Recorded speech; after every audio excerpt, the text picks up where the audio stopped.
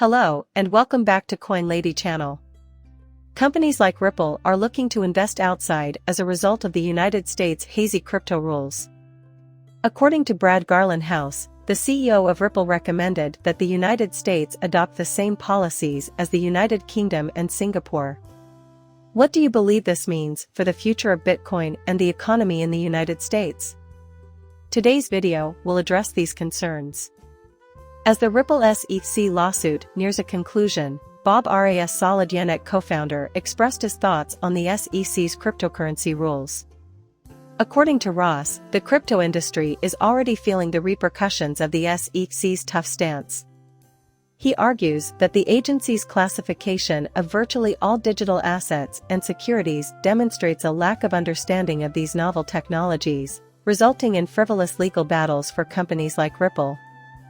Thanks to both sexes pursuing cryptocurrency enterprises with gusto, many of which were misguided, progress was stymied.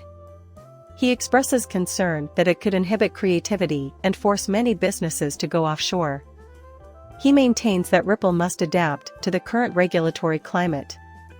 Ross likens the ill to a normal legislature that imposes antiquated regulations on a technological advancement it does not fully comprehend. He contends that the distinctive qualities and potential of digital assets are overlooked when they are treated like stocks. Raz implies that the SEC should have developed a set of rules specific to these investments. Braz adds that the SEC irregularities have been uncovered due to the Ripple litigation. He suggests that not all cryptocurrencies are securities, and he thinks these changes could have an impact on Coinbase. Ross recommends that the SEC abandon its current emphasis on enforcement in favor of a regulatory framework that encourages innovation while still safeguarding investors' interests. Ripple Labs CEO Brad Garlinghouse threatened investors at the Dubai FinTech Summit by announcing a $1 billion investment in expanded services. According to Garlinghouse, Ripple plans to expand beyond international money transfers and liquidity through both internal growth and external acquisitions. Spend your money in cryptocurrency-friendly markets. When the sexes claimed that William Hinman's controversial speech from 2018 was only Hinman's viewpoint, crypto law founder and pro-XRP lawyer John Deaton challenged them. Yesterday, Deaton stated that senior SEC officials influenced Hyman's controversial statement rather than his own position. According to the pro-XRP attorney, the speech is comprised of 63 emails and 52 drafts from high-ranking SEC officials. Deaton responded to his tweet from July 2022 in the corresponding email thread. The only people left out of the email chain for Hyman's materials are the Ethics Office and Ethics Chief Dana Serrano, as was discovered by Deaton last year. The Bitcoin community reacted to Deaton's latest tweet. Mark Fago, a former SEC lawyer, shared his thoughts on the piece in which Fakel mentioned the SEC to Deaton. According to Fagles, every statement made by an SEC employee that is not an enforcement action, a regulation, or an agreement among all 5 commissioners represents only the views of the individual speaker. He questioned the lack of sympathy for his point of view. According to Deaton, the public understands the concept. He argued that sex offenders typically only make transactional arguments, and he pointed out that U.S. District Judge Sarah Nipper had previously accused Commission Counsel of illegality.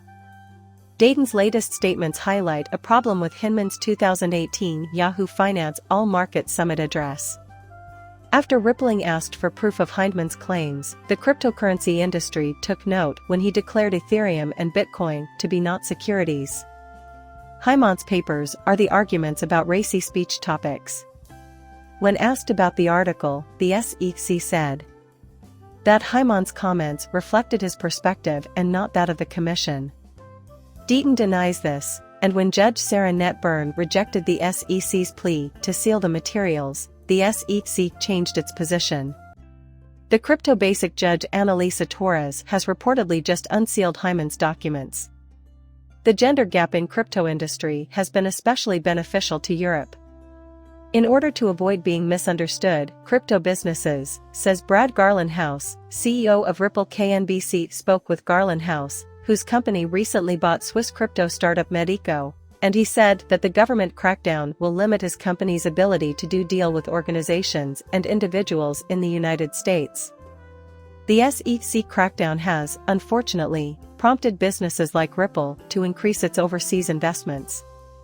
The CEO made the non-ironic remark, "95% of our customers are non-USCI Garland House dwellers," in reference to Ripple's purchase of the Swiss manufacturer Medico. The $250 million purchase of Medico is expected to increase the company's global presence and enable easier access to its A-list clientele, which includes BNP Paribas, Citi, and Société Générale. When asked about the best way to regulate cryptocurrencies after the collapse of the OTC market, Garland House suggested that the United States take a cue from the United Kingdom, the United Arab Emirates, and Singapore, all of which have articulated their plans for dealing with digital assets. House noted that transparency encourages positive dialogue between regulators and business owners and investors. According to SEC memos, Ripple's XRP coin might not qualify as a security. These exchanges hint that XRP might not pass the Howey test, which is required for investment contracts. A legal expert named John Deaton uncovered these exchanges in documents including motions, briefs, footnotes, and replies.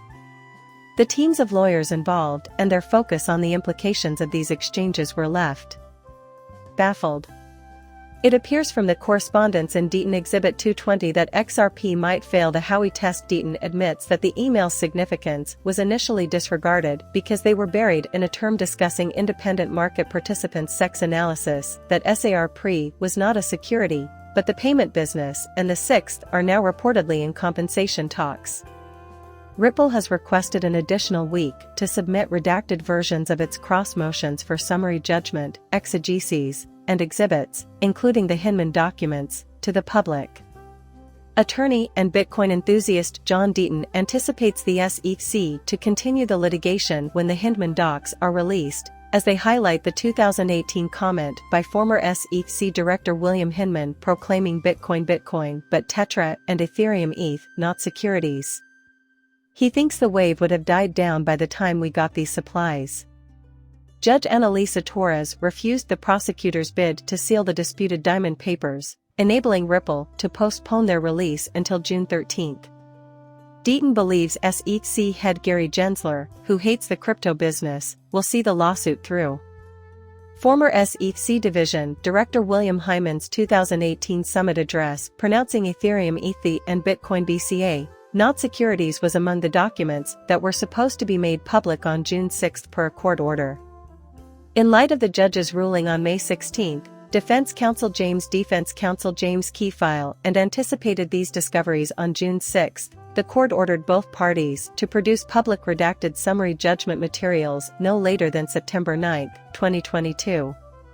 However, on May 19, filing tweeted that Ripple and the securities regulator requested an extension until June 13, 2020, in order to file public redacted versions of cross motions for summary judgment. The judge granted the parties' motion because of the extensive materials and redactions, as she had previously done with expert testimony motions, known as Delbert motions, that involved far smaller volumes of minutes.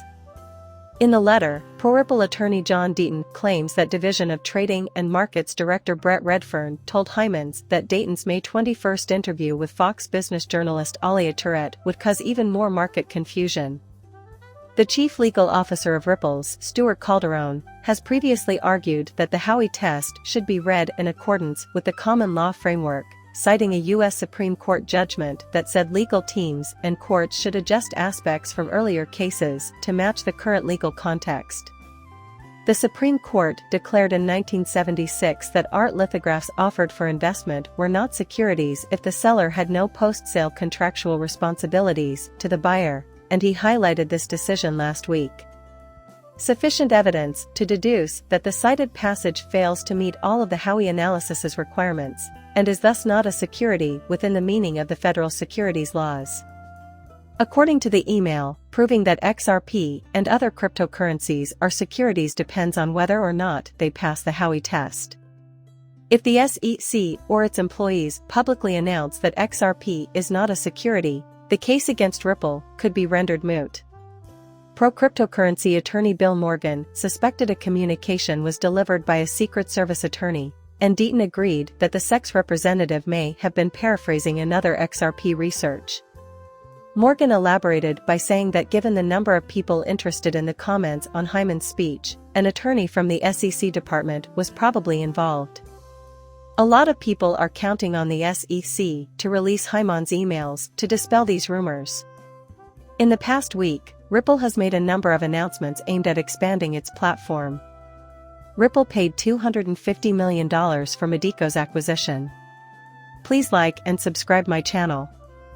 See you in the next video. Bye.